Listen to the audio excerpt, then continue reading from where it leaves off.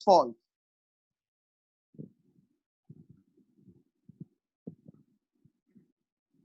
Which of the following statement is false? First, mass, speed, and energy are scalars. Second option है बच्चों, momentum, force, and torque are vectors.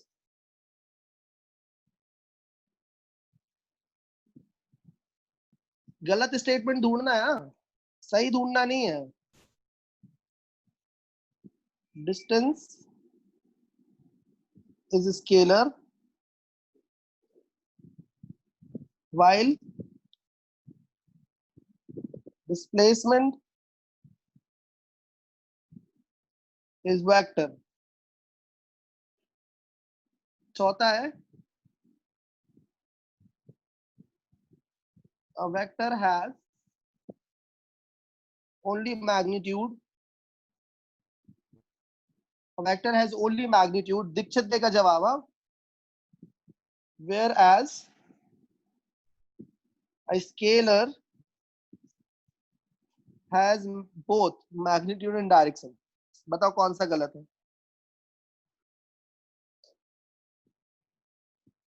Hello अर्पित, बताओ कौन सा गलत है? Fourth sir. Fourth गलत है, बहुत ही आसान.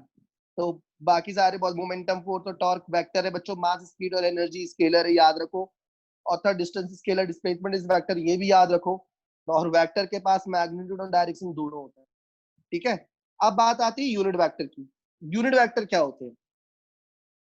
If n cap is a unit vector, if n cap is a unit vector in the direction of a,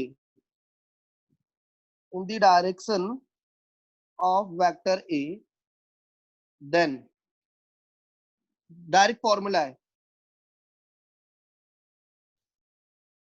vector a upon its magnitude,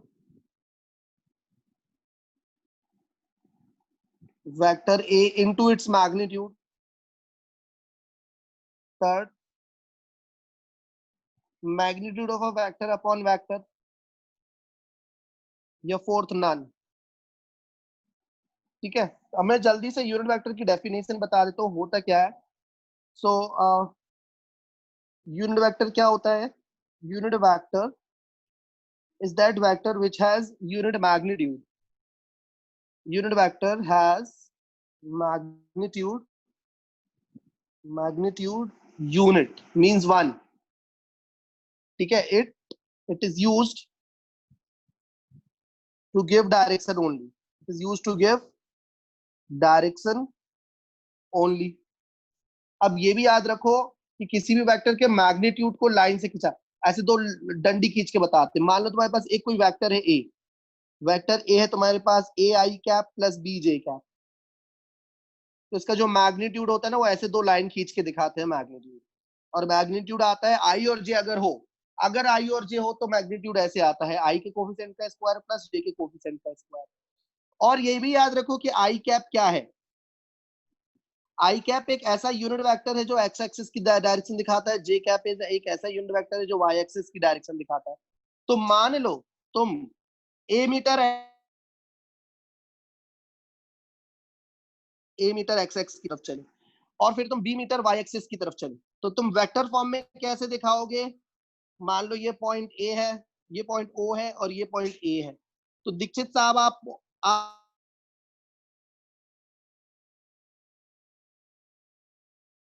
I plus बीजे कर दोगे. बताओ. नहीं, ए के साथ आई का मल्टीप्लाई करो. ए के साथ आई का मल्टीप्लाई करने से हमें ये पता चल रहा है कि ए एक्स के डायरेक्शन में है. और बी के साथ किसका मल्टीप्लाई करो? जे का. क्यों? क्योंकि जे किसका डायरेक्शन है? By axis. Very good. तो आप बताओ वेक्टर ए किन दो से मिलके बना है? वेक्टर ए किस किस से मिलके बना है? AI plus BJ. अच्छा, ए आई और बीजे, ए आई का हेड बीजे के टेल से जुड़ा है। Yes, sir. तो ये जो तीसरी साइड है वेक्टर ए, ये क्या देगी? ए और बी का रिजल्ट। तो इसलिए ए आई प्लस बीजे। समझ में आया? Yes, अब तुम मुझे ए की लेंथ बता सकते हो? वेक्टर ए की length, yes, sir. Right angle triangle बन रहा है तो बताओ इसकी length. AI is I one तो as सिर्फ होता BJ है वन, whole square. इसका कोई वैल्यू नहीं Under होता, root. ये डायरेक्शन बताता है। ठीक है, वैल्यू कौन है इसमें? ए आई कैप में वैल्यू वाला पार्ट कौन सा है? वैल्यू वाला पार्ट ये है।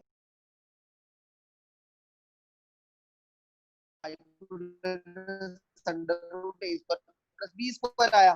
तो अब ये A square plus B square represent क्या करता है? ये रिप्रेजेंट करता है मैग्नीट्यूड ऑफ अ वेक्टर। और मैग्नीट्यूड ऑफ अ वेक्टर ऐसे लिखा जाता है, under root A square plus B square. अब तुम बताओ वेक्टर के पास, अभी इसके पास क्या क्या है? और मैग्नीट्यूड तो है ही है, और क्या है? Direction. डायरेक्शन भी है। लेकिन ये क्या चीज है? ये मॉड ए, ये क्या चीज है? Only only only magnitude, right? अगर हम किसी वेक्टर को उसके मैग्नीट्यूड से डिवाइड कर दे तो क्या बचेगा? सिर्फ अगर हम किसी वेक्टर को उसके मैग्नीट्यूड से डिवाइड कर दे तो क्या बचेगा? मैग्नीट्यूड से मैग्नीट्यूड कट जाएगा, सिर्फ क्या बचा रे? Direction. हाँ, और डायरेक्शन देने का काम किसका है? यूनिट वेक्टर का। तो ये आ गया यूनिट वेक्टर। ठीक है, तो किसी वेक्टर को उसके खुद के मैग्नीट्यूड से डिवाइड करो तो यूनिट वेक्टर आ जाता है। So this is formula of unit vector. ठीक है, ये देखो, तो इसका आंसर क्या होगा बताओ? ये तो होगा नहीं, ये भी नहीं होगा, ये है फर्स्ट। किसी वेक्टर को उसके खुद के मैग्नीट्यूड से डिवाइड कर दो तो यूनिट वेक्टर आ जाता है। ठीक है, याद रखोगे? Yes, sir. ठीक है, अब अगला सवाल वेक्टर होने के लिए, ये श्रुति और देवराज के लिए है, क्वेश्चन नंबर 3, क्योंकि उनको डेफिनेशन अच्छे से आती है, मैं तुम्हें बाद में बताऊंगा। अब फिजिकल क्वांटिटी, तुमने मेरे वीडियो देखे जो मैंने भेजे थे ग्रुप में? पहुंचे कि नहीं पहुंचे? मैंने एक प्लेलिस्ट शेयर करी थी। No, sir, नहीं देखी. अरे तो फिर मैं बैकअप कैसे दूंगा? बोला था ना जल्दी से देख। चलो अब आज के Okay, आज देख sir. लेना है ना, रात में तेरा बैकअप लगाऊंगा। Must be a vector, a physical quantity which have direction, must be a vector, may be a vector. बताओ श्रुति, कौन सा सही है? Must be scalar. देवराज बताओ। नन। एक ऐसी क्वांटिटी जिसके पास डायरेक्शन है, क्या वो वेक्टर होगा ही? अर्पित देखो, तुम्हें इसमें कुछ सीखने को मिल रहा है। Sir, 4, 9. नन। ओके, श्रुति कह रही है 4। देवराज तू क्या कह रहा है?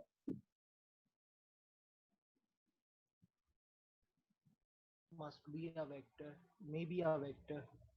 मे बी अ वेक्टर, ये देवराज कह रहा है। Amazing. ठीक है, ठीक है, नहीं रुक जाओ श्रुति, कुछ मत बोलना। चलो वेक्टर की डेफिनेशन देखो। Vector is a physical quantity which has, vector is a physical quantity which has magnitude, magnitude मतलब लंबाई, magnitude and direction,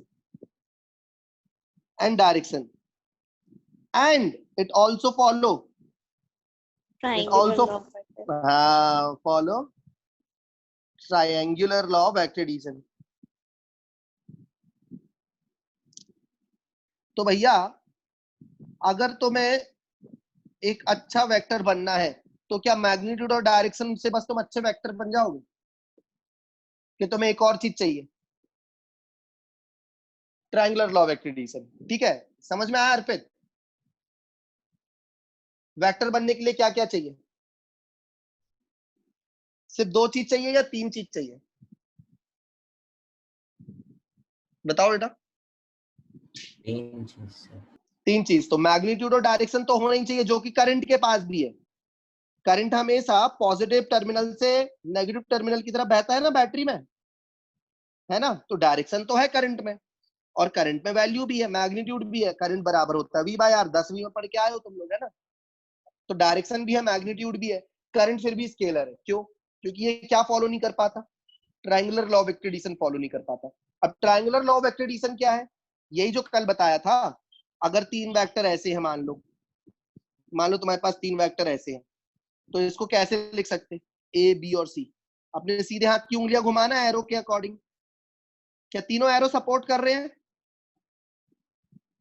बच्चों इसको क्या लिख सकता हूं मैं?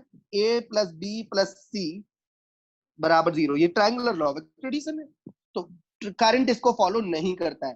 तो अगर सिर्फ magnitude which a physical quantity which has a direction, तो पहली बात तो एक फिजिकल क्वांटिटी उसके पास सिर्फ डायरेक्शन है। इनने मैग्नीट्यूड का कंफर्म नहीं बताया, इन्होंने triangular law of vector addition का कंफर्म नहीं बताया।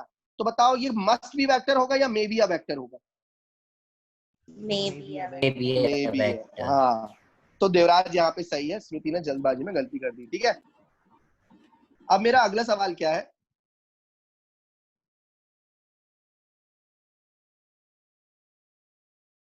बहुत ही आसान है।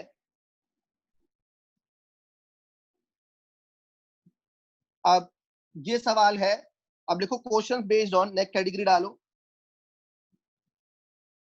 Questions based on addition and subtraction of vector।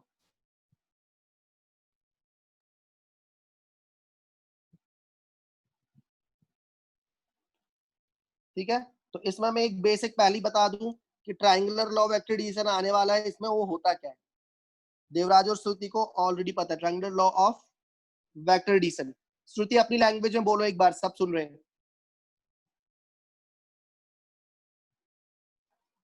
Shruti tell me triangular law of vector addition. किसी भी ट्रायंगल की 2 साइड्स का जो रिजल्टेंट उसकी थर्ड साइड देती है। एकदम दोनों का गलत, सम। एकदम गलत। देवराज बोलो, देवराज बोलो। Third side of triangle represent करती है मैग्नीट्यूड, डायरेक्शन और रिजल्टेंट। गलत। if we have two vectors connected if we have two vectors connected head to tail if we have two vectors connected head to tail, then a third vector starting from tail of first vector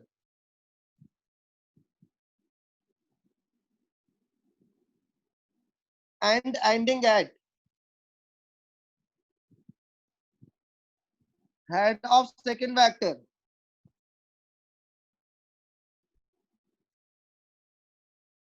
gives resultant। समझ गए? तो अगर आपके पास दो vectors हैं, ये vector है ए, vector A के हेड से वेक्टर बी का टेल जुड़ा है मान लो। ठीक है, हेड और टेल समझ आ रहे हैं ना अर्पित दीक्षित को? हेड और टेल समझ आ रहा है पंडित जी के नहीं? Yes sir. हाँ, तो अब बताओ तीसरी साइड जो पहले की टेल से शुरू होके दूसरे के हेड पे खत्म होती है, ये तीसरी साइड क्या देगी? Resultant तीसरी साइड, vector. हाँ, रिजल्टेंट मतलब सम। वेक्टर की लैंग्वेज में रिजल्टेंट मतलब जोड़ दो, ये लो। तो भैया ये है triangular law of vector addition, और इसको मैंने और डिटेल में तुम लोग को समझाया था। अब जरा सी को उधर ले जाओ, ए और बी को यही रहने दो, सी को उस तरफ फेंक दो, तो -c = 0 हो गया। इसको कैसे समझेंगे? इसको अपन ऐसे समझेंगे, आप अपने सीधे हाथ की उंगलियों को ए के अलोंग घुमाओ, फिर धीरे धीरे बी के अलोंग घुमाओ सीधे हाथ की उंगलियों को ए से बी की तरफ, और फिर सी की तरफ ले जाओ। तो बताओ तुम्हारे सीधे हाथ की उंगलियां किसका अपोज कर रही हैं और किसके अलोंग घूम गई? जल्दी बताओ, टाइम कम है। ए और बी के अलोंग और सी के अपोजिट। अपोज। ठीक है, समझ आया अर्पित? तुम्हारे सीधे हाथ की उंगलियां घुमाई तुमने, यस सर। तो ए और बी के अलोंग गई और सी के अपोजिट गई, राइट? Yes sir. इसलिए सी के सामने माइनस है। मान लो अगर ऐसा ट्रायंगुलर लॉ ऑफ एक्रीडिशन दिया मैंने, देवराज बोलना मत है, इसको बताने दे रहा। मान लो मैंने ऐसा डायग्राम बना दिया, तो तुम क्या लिखोगे? मान लो ऐसा ट्रायंगुलर लॉ ऑफ एक्रीडिशन आ गया, तो इसका क्या मतलब है? अब तो तुम्हारी तीनों उंगलियां अब तो तुम्हारे तीनों वेक्टर तुम्हारी सीधे हाथ की उंगलियों के घूमने का सपोर्ट कर दिए। अब क्या लिखोगे? जल्दी बोलो, अब क्या लिखोगे? सी के सामने प्लस लगाना है कि माइनस? जल्दी बताओ, जल्दी बताओ। सी के सामने प्लस लगाए या माइनस? अरे डर मत, बोल दे कुछ भी।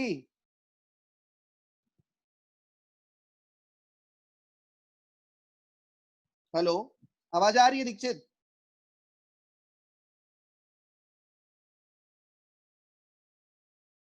सी के सामने प्लस लगाए या माइनस, बच्चों बताओ जल्दी।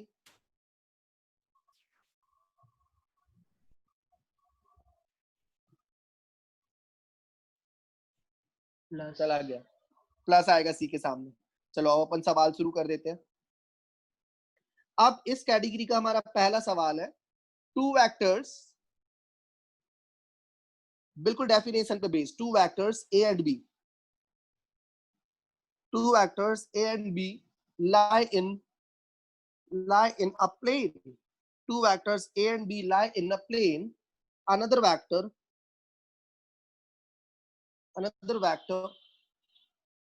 c lies outside this plane. ठीक है? Then the resultant of these three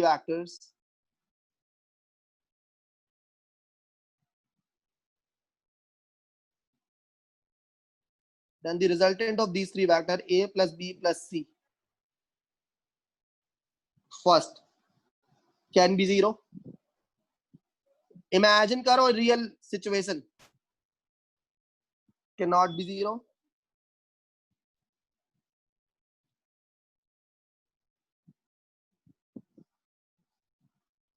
Fourth, lies in the plane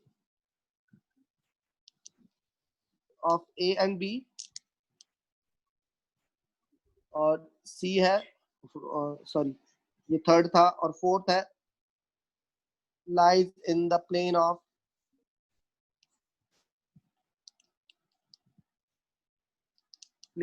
B and C. मैं तो यही बोलूंगा भैया कि आप पहले प्रैक्टिकली इमेजिन कर लो। मान लो ये कोई प्लेन है, मान लो ये कोई प्लेन है,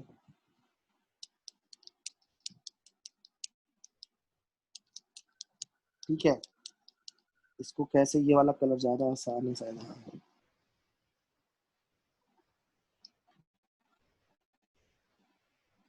मान लो ये कोई प्लेन है, ठीक है?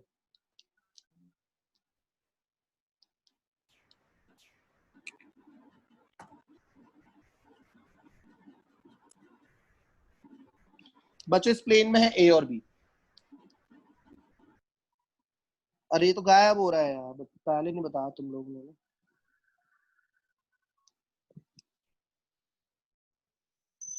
कलर ही गायब हो गया।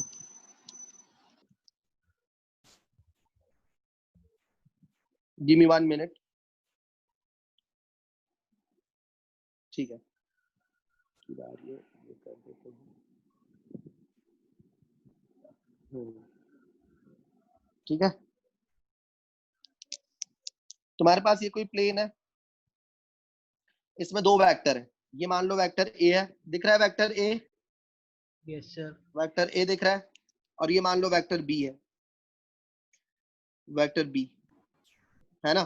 तो वेक्टर ए और बी का रिजल्टेंट कहाँ आएगा? उसी प्लेन में आएगा या ऊपर या नीचे आएगा?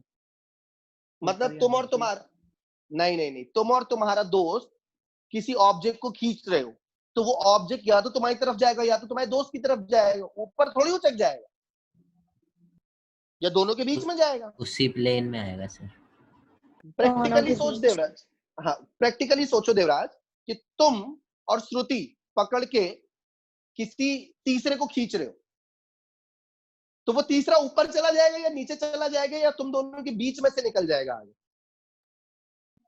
उसी प्लेन में रहेगा, उसी प्लेन में रहेगा कि नहीं रहेगा? तो ए और बी का जो रिजल्टेंट है भैया, ए और बी का जो रिजल्टेंट है, मेरी 100% गारंटी के साथ उसी प्लेन में रहेगा, बीचों बीच यहां रहेगा। तो ये जो येलो वेक्टर है ना, ये गारंटी ए और बी का रिजल्टेंट दिखा रहा है, resultant of a and b, ठीक है। लेकिन एक और इन्होंने क्वेश्चन के अनुसार एक और वेक्टर है, वेक्टर सी, ये हो गया वेक्टर सी। तो मैं अब येलो वाले को देख लूं। अच्छा, रिजल्टेंट क्या होता है वेक्टर की लैंग्वेज में? श्रुति, श्रुति रिजल्टेंट क्या होता है वेक्टर की लैंग्वेज में? ए और बी का रिजल्टेंट बताओ वेक्टर फॉर्म में। A vector plus B vector. Very good, very good, ठीक है। अब मुझे ए बी और सी का रिजल्टेंट निकालना है, मतलब ए प्लस बी और सी का रिजल्टेंट निकालना है, तो बताओ वो कहां आएगा? वो लाल वाले प्लेन में आएगा या ए प्लस बी और सी के बीच में आएगा? ए प्लस बी और सी के बीच में। इधर कहीं आएगा ना, मतलब है ना? तो बताओ जीरो हो सकता है क्या? ए प्लस बी और सी का रिजल्टेंट जीरो हो सकता है क्या? नहीं हो सकता। अगर ए प्लस बी और सी का रिजल्टेंट जीरो चाहिए तो सी को ए प्लस बी के अपोजिट होना पड़ेगा, जैसा कि है नहीं। अगर ए प्लस बी प्लस सी जीरो चाहिए तो ए प्लस बी के अपोजिट सी को होना पड़ेगा, जैसा कि है नहीं। तो भैया जीरो तो हो नहीं सकता, गलत हो गया पहला। तो दूसरा सही है, जीरो नहीं हो सकता। समझ गए? समझ गए तीनों बच्चे कि नहीं? Yes sir. Yes sir. Devraj, yes sir. Okay चल। तो ये सब वही है कि आपको बहुत हार्ड इमेजिनेशन चाहिए, वही वाली बात है, बहुत हार्ड बोलते हैं ना आजकल, वही वाला इमेजिनेशन चाहिए। चलो अब अगला सवाल देखते हैं।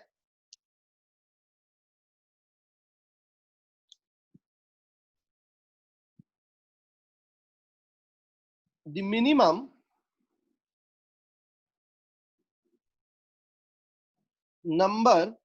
minimum number of vectors of equal magnitude required, the minimum number of vector of equal magnitude required to produce a zero resultant, to produce a zero resultant। चलो चलाओ दिमाग। मिनिमम कितने वेक्टर चाहिए कि जीरो आ जाए रिजल्टेंट? 2 2 3 4, more than 4। मिनिमम पूछ रहा है वो। 2 हाँ सर, सर। 2 कैसे? सर 2 मान लो दो बराबर ताकत के दोस्त हैं, ठीक है।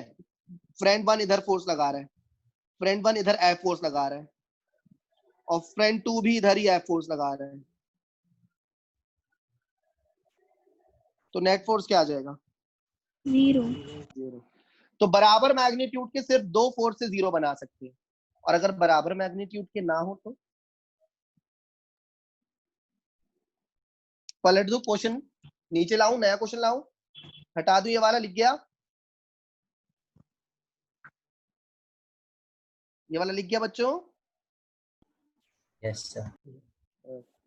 ओके, श्रुति हटा दूं? यस लिखो सर। अगला सवाल, अगला सवाल लिखो।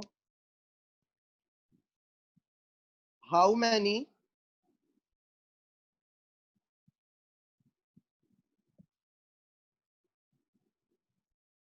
minimum number of coplanar vectors having different magnitude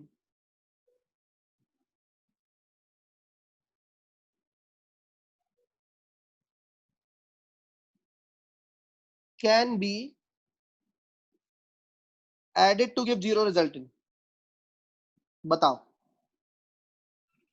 coplanar मतलब? एक ही प्लेन में, देखो अब क्या हो रहा है, ये एक ऑब्जेक्ट है, ठीक है। अब यहाँ पे इस ऑब्जेक्ट पे नेट फोर्स 0 होना चाहिए। दो दोस्त है, मान लो ये देवराज, देवराज ताकतवर है और वो लगा रहा है इस पे 100 न्यूटन फोर्स, ठीक है। और ये हूं मैं, मेरे पास उतनी ताकत नहीं है, तो मैं लगा रहा हूं यहाँ पे 80 न्यूटन फोर्स। क्यों? क्योंकि अनइक्वल फोर्स ना। How many minimum number of coplanar vector having different magnitudes, ठीक है। तो बताओ क्या फोर्स 0 हो जाएगा या मुझे किसी की जरूरत है? बोलो। 0 नहीं होगा। 0 नहीं होगा, मुझे एक दोस्त की मैग्नीट्यूड जरूरत है ना। तो मैं बोलूंगा भाई मेरी मदद करो कोई। तो मेरा एक और दोस्त आया जिसने मेरी मदद करी इस रस्सी को खिंचाने में। तो ये कितना लगा देगा? जरूरत कितने की है? कितने की जरूरत है? 20। तो जैसे ये 20 लगाएगा नेट फोर्स 0 हो जाएगा। तो तुम्हारा अब आंसर चूज करो, 2, 3, 3 4, मोर देन 3 4। सर पक्का? ओके। यस 3 मतलब ऑप्शन बी ना, ठीक है। चलो बढ़िया, समझ में आ गया। अब क्वेश्चन नंबर, अब नेक्स्ट क्वेश्चन प्रैक्टिकल सोचना है।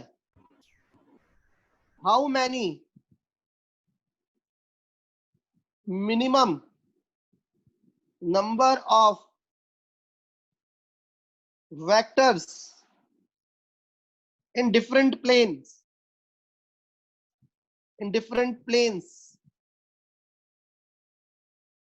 can be added to give 0 resultant? अब भैया प्लेन भी अलग अलग हो गया, बताओ। Option 1 2, option 2 3, option 3 4, option 4 5। हम अलग अलग प्लेन पे लगने वाले फोर्सेस, डिफरेंट प्लेन पे लगने वाले जो फोर्सेस हैं उस पे हमें नेट फोर्स 0 करना है। कैसे करें? 4 4 सर 4। रुक जाओ, मैंने एक फोटो खींच के रखी है, तुम लोग को दिखा रहा हूँ वो फोटो।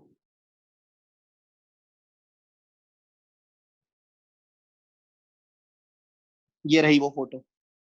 नहीं ये अच्छी नहीं है, एक और है। हम्म, हम्म, ये फोटो।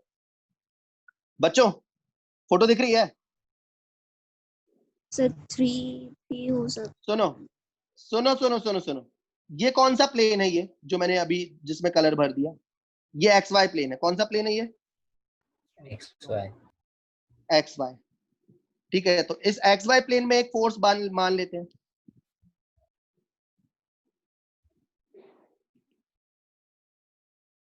ये एक्स वाई प्लेन है, हाँ।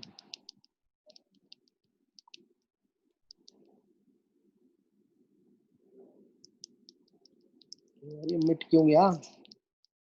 ये एक्स वाई प्लेन है, ठीक है, ये ब्लू कलर का है। अब एक्स वाई प्लेन में मान लो एक फोर्स है एफ, दिख रहा है? एफ, F1 मान लो इसको, ठीक है। अब ये कौन सा प्लेन है बच्चों? ये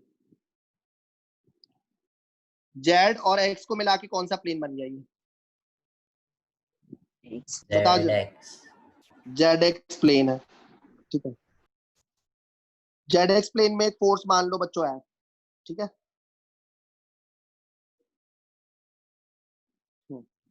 एक फोर्स मान लिया F2 जेड एक्स प्लेन में, ठीक है। अब एक और फोर्स मान लो। अच्छा, F1 और F2 का रिजल्टेंट कहाँ आएगा? एक्स वाई में आएगा या जेड एक्स में आएगा? F1 और F2 का रिजल्टेंट एक्स जेड में आएगा या एक्स वाई में आएगा, या दोनों में से बीच में ही कहीं आएगा? एक्स बीच में ही बीच में ही कहीं। बीच में कहीं आएगा। बहुत बहुत सोचो, बहुत सोचो, ठीक है। अब मैं एक प्लेन और बना रहा हूँ। ये प्लेन कौन सा है, इसको नाम दो। ये प्लेन कौन सा है ग्रे कलर का? वाई कौन कौन से x? Y z z correct y correct, z y plane है ये। और जेड वाई प्लेन में मैं एक फोर्स रख देता हूं, जेड वाई प्लेन में मैं एक फोर्स रख देता हूं F3, ये हो गया F3, ठीक है। अब ये 3 प्लेन है, अब क्वेश्चन पढ़ो। क्वेश्चन कहां गया? क्वेश्चन दूसरे पेज में है। क्वेश्चन याद है ना तुम लोग को? How many minimum number of vectors in different planes can be added to give zero resultant? अलग अलग प्लेन में हम कितने वेक्टर्स को लाएं कि रिजल्टेंट 3 जीरो हो जाए? 4 सर। 4 अरे इन 3 का रिजल्टेंट 3 कहां आएगा? एक्स। इन 3 का रिजल्टेंट कहां आएगा? जेड वाई में आएगा या एक्स वाई में आएगा या एक्स जेड में आएगा या बीच में ही कहीं आएगा? बीच में ही बोलो, बीच बीच में में कहीं आएगा। बीच में तो अब कहीं। इन, हाँ, तो अब उसको काउंटर करने के लिए एक और तुम्हें चौथा लगाना पड़ेगा कि नहीं? इन तीनों का यस रिजल्टेंट बीच सर। में कहीं आएगा और उसको काउंटर करने के लिए तुम्हें चौथा फोर्स लगाना पड़ेगा, इसलिए इसका यस आंसर सर। क्या है? 4। समझ गए? अब मैं इसको एक और डायग्राम ढूंढता हूं जिससे मैं समझाने की कोशिश करूंगा एक बार और। श्रुति समझ आया बच्चे? श्रुति फिर से बताऊं एक बार मैं? Yes sir. ठीक है, देखो मैं उसमें, तुम एक ऐसा करो, एक काम करो, एक क्यूब बना लो, ठीक है। ये क्यूब है, इस क्यूब में श्रुति 3 फोर्स दिखाना है तुम्हें, ठीक है, जो क्यूब की अलग अलग दीवारों पे होंगे। तुम अपने रूम की कोई 3 दीवारें ले लो, कोई भी 3 दीवार अपने रूम की, ठीक है। एक तो ये दीवार ले ली तुमने अपने रूम की, ठीक है बच्चे। इस दीवार में तुमने ग्रे पेंट करा लिया अपने घर पे, ये तुम्हारा स्टडी रूम है, यहाँ तुमने ग्रे कलर पेंट कर दिया। फिर तुम्हारे रूम की दूसरी जो दीवार है, बॉटम जमीन पे, तुमने वॉयलेट पेंट कर दिया जमीन पे। और जो पीछे वाली दीवार है उस पर कौन सा कलर पेंट कर रही? रेड कर ले। 3 दीवारें दिख गई श्रुति तुझे? एक पीछे वाली दीवार है, ठीक है, एक साइड वाली है और एक जमीन है। 3 दीवार दिख गई। अब इन 3 दीवार पे अलग अलग फोर्स है। एक फोर्स इधर है F1, एक फोर्स इधर है F2 और एक फोर्स जमीन पे है F3। तो बताओ, क्या इन तीनों को मिला के 0 हो सकता है? No no sir. तो अब 0 करने के लिए क्या करें? इन तीनों का पहले तो रिजल्टेंट निकालो, फिर वो जो रिजल्टेंट आए ना उसके अपोजिट एक फोर्स बना दो। तो देखो, इसको मैं और आसान करने की कोशिश करता हूं। हाँ, ये हो गया x, ये हो गया y, ये हो गया z, ठीक है। तुम्हारा फोर्स एक लग रहा है, मान लो Fx के अलोंग लग रहा है, F1x के अलोंग लग रहा है। अब देखो, बहुत आसान तरीके से समझाने की कोशिश करूंगा। मान लो F3z के अलोंग लग रहा है और F2y के अलोंग लग रहा है, ठीक है। तो अब F1 F2 F3 का रिजल्टेंट कहाँ आएगा? बाहर। बोलो, हवा में कहीं आएगा? उसको काउंटर करने के लिए मुझे एक और फोर्स लगाना पड़ेगा, तो मैं पीछे अपोजिट तरफ लगाऊंगा इधर। समझ गई? तो F1 F2 F3 को काउंटर करने के लिए पीछे की तरफ एक फोर्स चाहिए होगा। समझ गई? इसलिए यस कितने सर। फोर्स चाहिए? कितने फोर्स चाहिए? नॉन 4 कोप्लेनर 4 अलग अलग फोर्स है, नॉन कोप्लेनर तो 4 चाहिए भैया, ठीक है। हो, सीख गए? अब मैं होमवर्क भेज रहा हूँ और दीक्षित साथ तुम्हारी मैं बैकअप क्लास लगाऊंगा आज के आज, ठीक है। टाइम आज के नहीं आज सर। बैकअप, हाँ, टाइमिंग में तुम्हें मैसेज कर दूंगा। उसके पहले तुम मेरे all, you will have to watch my all YouTube lecture. जैसे ही तुम